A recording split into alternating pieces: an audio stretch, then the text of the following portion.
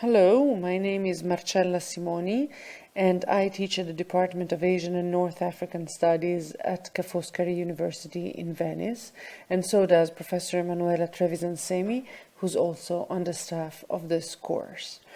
I'm an historian, and my field of expertise is the Israeli-Palestinian conflict.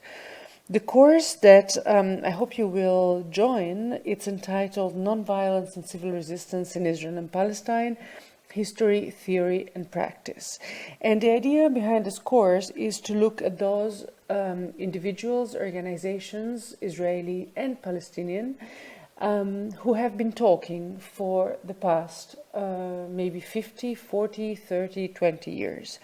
Much of the history of the Israeli-Palestinian conflict has been written along the lines of there is no partner for peace, or there is no one to talk to, there has never been anyone to talk to. Well, this course would like to demonstrate the opposite, the fact that there have always been groups and people and individuals that wanted to talk and managed to find someone to talk, both in Israel and among Palestinians. So this is the attempt of this course to shed the light, to shift the light to shift the attention of everyone who's listening or who's interested in the Israeli-Palestinian conflict from the violence, which is very often very well reported on, to the non-violence aspect of the confrontation between Israelis and Palestinians, to look at civil disobedience, to look at civil resistance, to see whether the techniques adopted and developed in a century of non-violent resistance could work in Israel and Palestine to bring about a settlement of this conflict, which is also known as the 100 Years' War of the Middle East. Having said this, the reality at the time is quite bleak. Today is the 7th of December 2015, while I'm recording this very first and last slide for the course. And the so-called Knives Intifada has been going on for a couple of months already. And that certainly cannot be accounted for as non-violence or civil resistance for that matter. So this course does not intend to deny the fact that violence is rife and clashes do occur daily. And that violence and political violence occurs on both sides very often, and that the perception that each group has of the other is not a positive one. The Center for Education called Givat Chaviva, a center established already in 1949 for joint education of Israelis and Palestinian Israelis inside the Green Line, inside Israel, produces an index of Arab-Jewish relations inside Israel every year. And the findings for 2015 are rather discouraging, in fact. As Professor Sami Smuha can tell, and because he was one of the curators of this index, and I'm reading from the website of the center. It's a long list. I will make it short because the longer it goes, the more discouraging it becomes. 60% of Jews, according to this survey, avoid entering Arab settlements within the Green Line. 20 to 30% of Jews are against coexistence. Over 50% of Arabs mistrust Jews in general, and government in particular. 27% of Arabs say they have personally suffered directly at the hands of Jews, for example, through insults, threats, violence, discrimination. And 20% of Jews say they have personally suffered directly at the hands of Arabs, and so on. Both groups feel a high level of threat, and the two groups hold opposite and contradictory narratives based on the other group's status as essentially foreign, and their presence thus is believed or is perceived or is hoped to be temporary.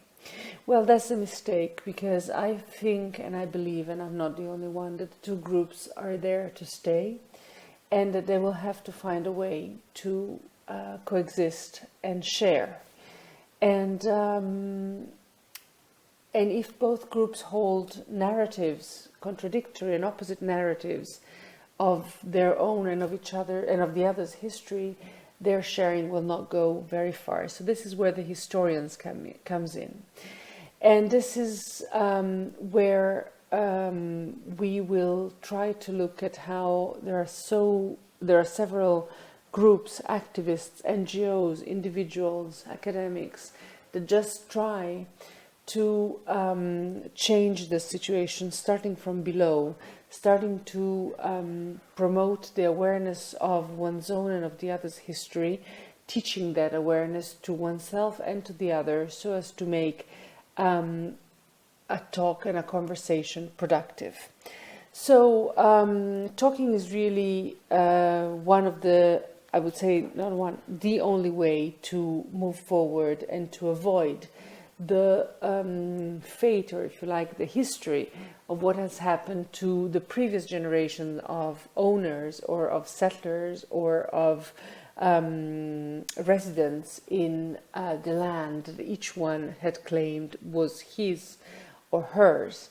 And so I would like to start this course with a really beautiful video by Nina Paley that demonstrates beautifully with her art that really war is not an option, and that too long have wars dominated over the land.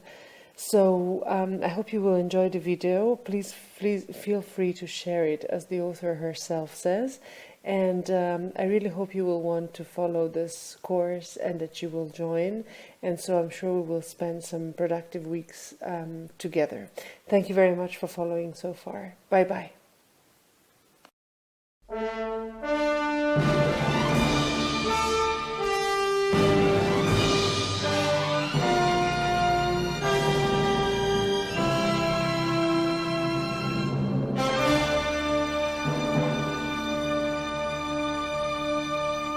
This land is mine. God gave this land to me. This brave and ancient land to me. And when the morning sun reveals her hills and plains, then I see a land where children can run free. So take my hand and walk this land with me, and walk this lovely land with me. Though I'm just a man, when you are by my side, with the help of God, I know I can be strong.